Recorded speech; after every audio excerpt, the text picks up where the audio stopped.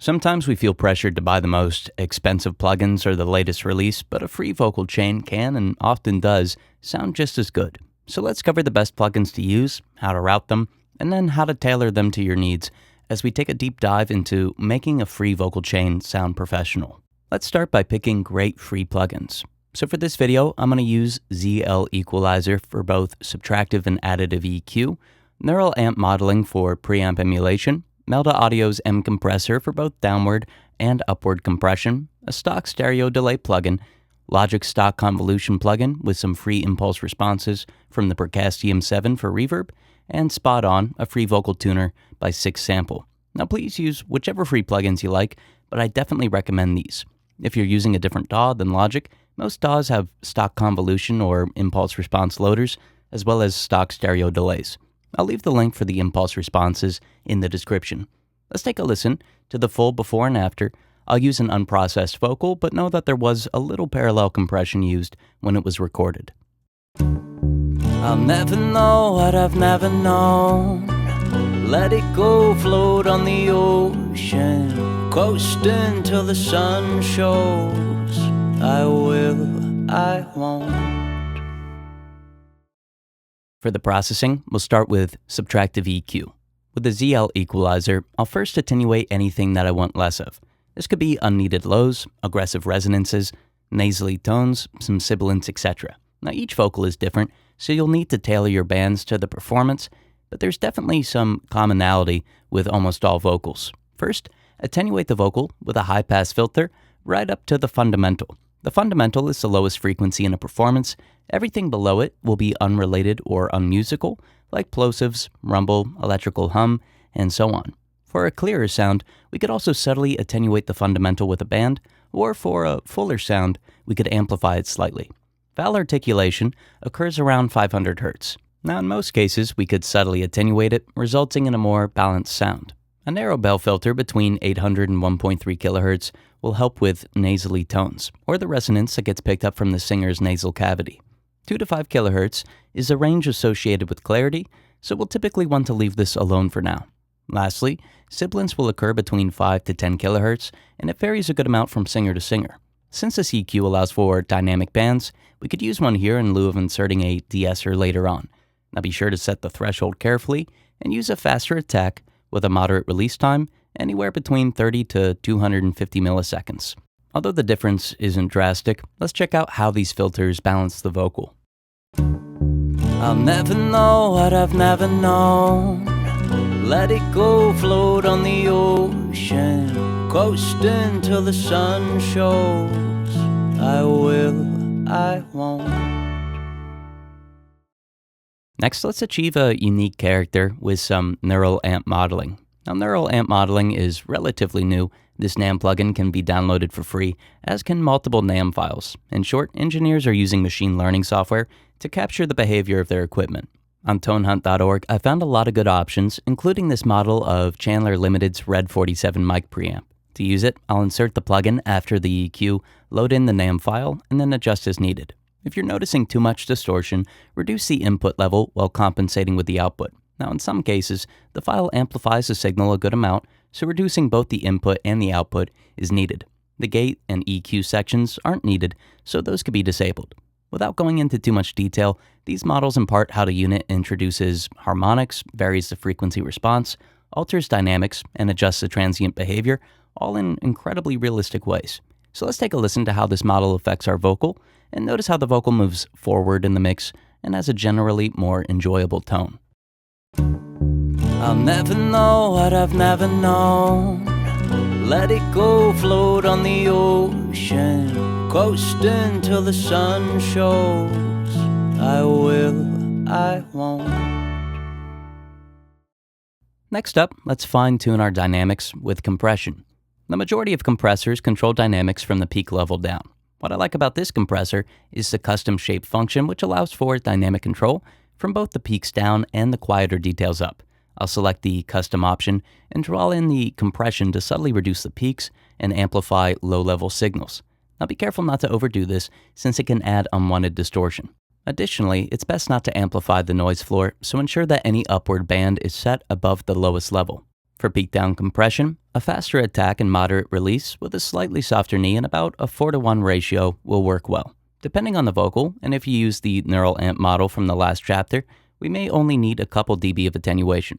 If not, anywhere between 4 to 8 dB of attenuation, followed by makeup gain, will bring the vocal to the front of the mix. Let's take a listen to this compressor controlling dynamics from both directions, and notice how the vocal's dynamics become pleasantly controlled without sounding over-compressed. I'll never know what I've never known. Let it go, float on the ocean, coasting till the sun shows. I will, I won't. Real quick, if you want to get your mixes to sound better than your favorite artist's mixes, we have a mixing membership called the Sage Audio Membership, where you get access to Sage Audio University for in-depth mixing and mastering courses, unlimited personalized mixing feedback, private one-on-one mentorship, and 50 free mastered songs per year. Go to sageaudio.com or use the link in the description. Now's a good time for optional vocal tuning. You might not need tuning, but if you do, this is a great point in the chain to add a tuner. If you place it before your compressors, the artifacts it introduces will be amplified with post-compression makeup gain.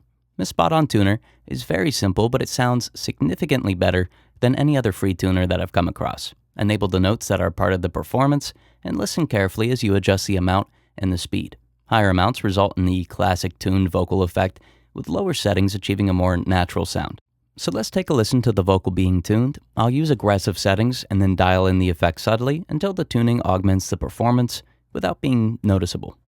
I'll never know what I've never known. Let it go, float on the ocean, coasting till the sun shows. I will, I won't.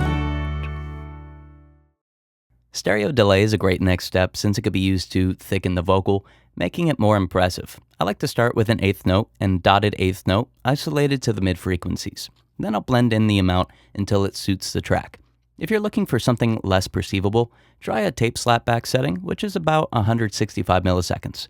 Either way, be sure to isolate it to the mids to avoid creating multiples of the sibilants and other harsh consonants. Before we listen to the vocal again, let's add our convolution reverb.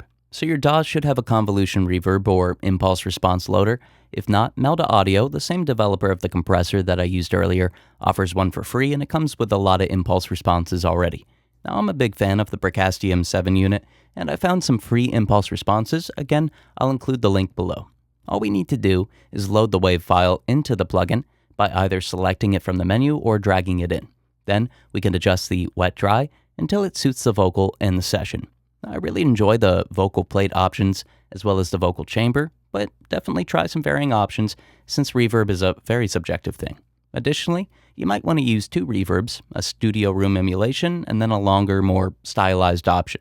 So let's take a listen to our stereo delay, and then these impulse responses being blended in, and notice how the vocal is sounding more polished and professional. And if you're not a fan of these settings, keep in mind that you should absolutely tailor your settings to your vocals. I'll never know what I've never known. Let it go, float on the ocean, coasting till the sun shows. I will, I won't. Last up, let's finish the chain with EQ.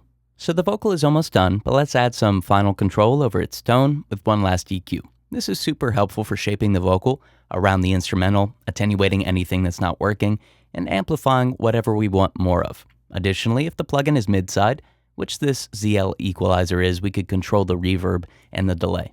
I'm going to attenuate any unneeded added lows that the processor's introduced, then I'll dip a little of the fundamental on the mid image while boosting it on the side image.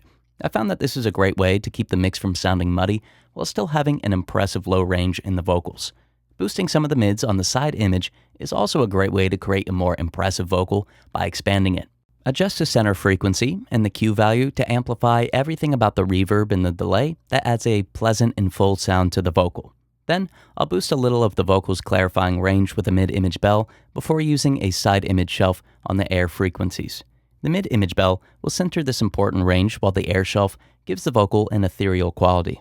Now, if you want the vocal to have more air, add this additional free plugin, Fresh Air, and subtly increase both of the bands to your preference.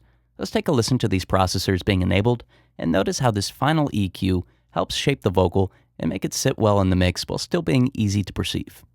I'll never know what I've never known. Let it go, float on the ocean, coasting till the sun shows. I will, I won't.